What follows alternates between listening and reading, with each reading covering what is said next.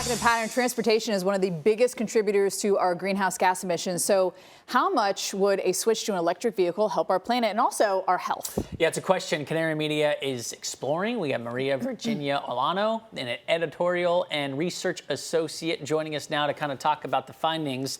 Thank you so much for being with us. We really appreciate it. Can you at least kind of expand on how traditional gas-fueled cars impact our hearts and our lungs?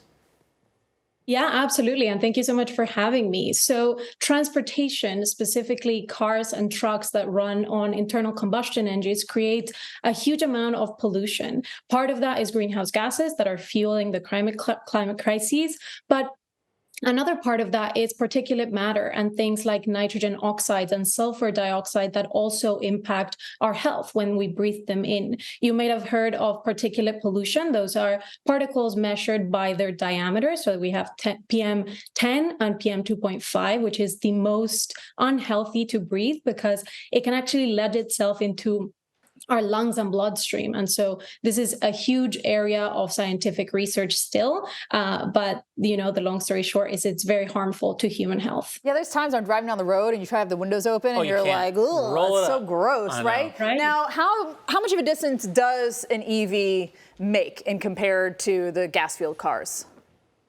Yeah, so a research study by the American Lung Association tried to project exactly this question. What they find is that switching to 100% sales of new EVs by 2035 in the United States, coupled with a clean energy grid, meaning one that's powered by renewables and not fossil fuels, would lead to huge amounts of pollution reductions.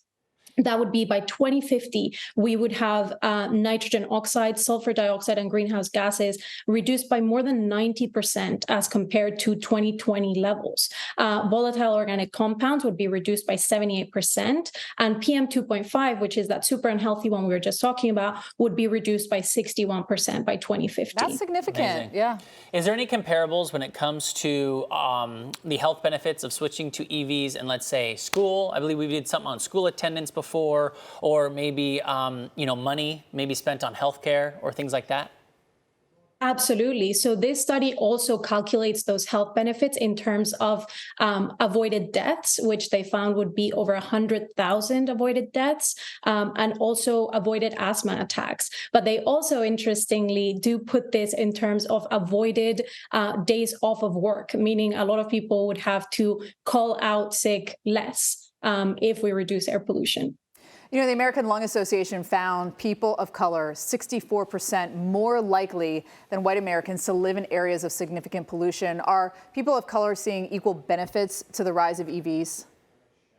That's right. So health burdens of air pollution do not fall equally on all of us, right? If you live closer to a highway or a power plant, you are much more likely to be impacted by air pollution. And the converse is also true. These improvements in air quality are going to impact more so the people that are unburdened the most right now, meaning those communities are going to see the most benefits, which is a great thing. Well, maybe this just gave someone a jump start in buying the new EV that are out there and all the options. Maria Virginia Olano, thank you so much for your time from Canary Media. We really appreciate it. And when you see the numbers like that, you're like, That's significant. There's a lot of times when I have to hit the recircular air button because that same thing, your window's down, or even if it's not, you're like, even if it's not down, you still can smell it, I know. For more stories like these, check out Pattrn on the Weather Channel app on Roku. You can also find us on these streaming channels.